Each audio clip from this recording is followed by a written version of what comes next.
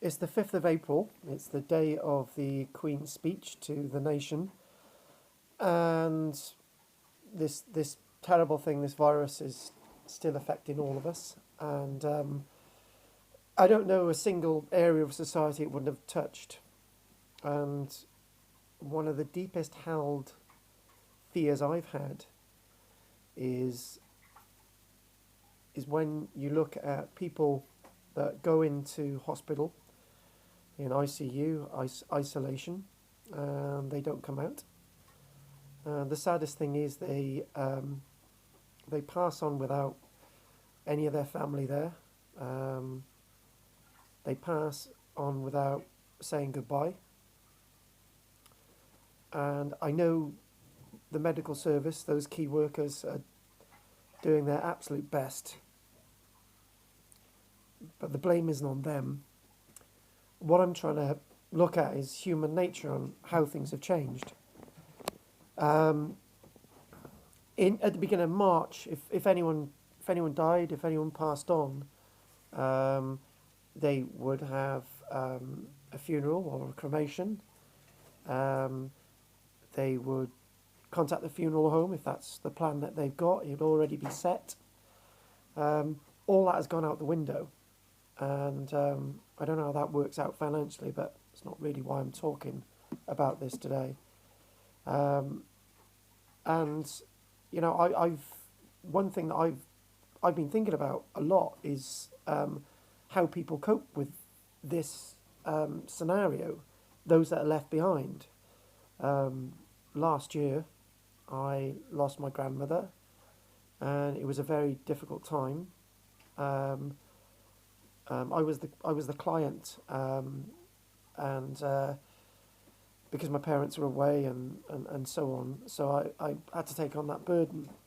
And no, I don't want to pat on the back, but because it's something that some of us need to do or have to do, or some of us don't do it. But being the client basically means that you take on all the responsibility of the service and so on.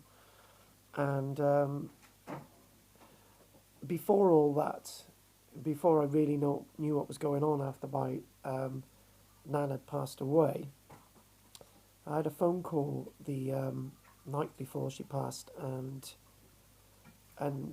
the care home says, look, you know, she's in a bad way, and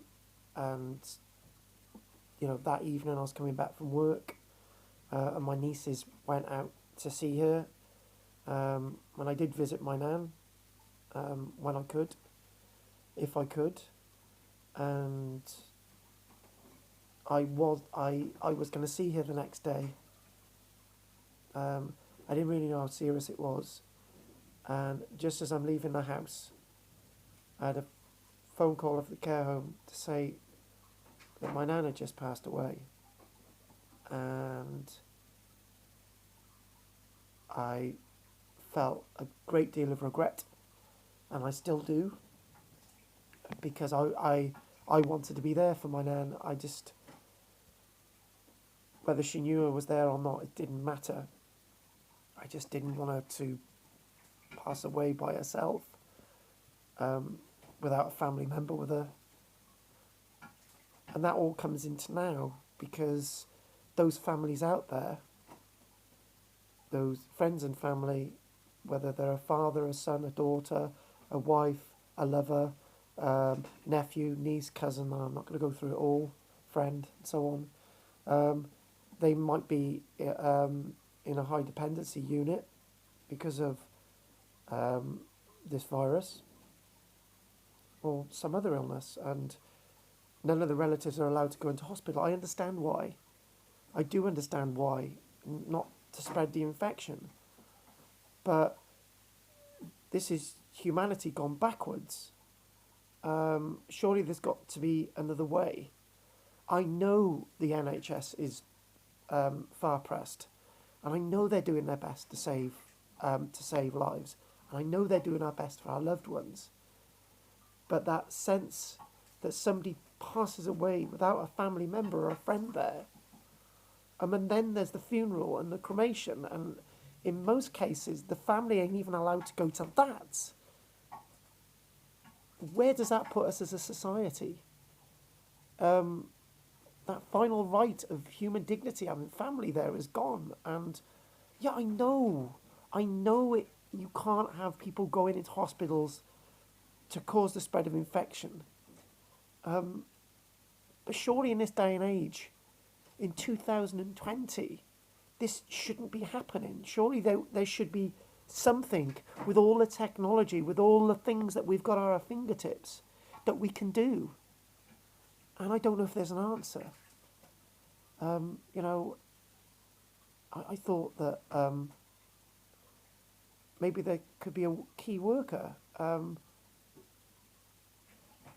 being able to use some technology like Zoom or Skype so that the loved ones could feel that they were near their special people just at the moment they're passing. I know that wouldn't really be possible. But anyone watching this, if you've got some answers,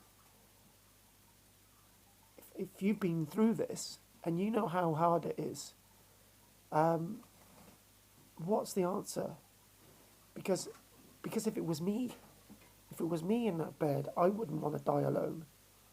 And if it was one of my relatives, my partner, or one of my children, or my parents or something, you know, even my stepchildren, even friends, family, you know, I'd like to be there for them.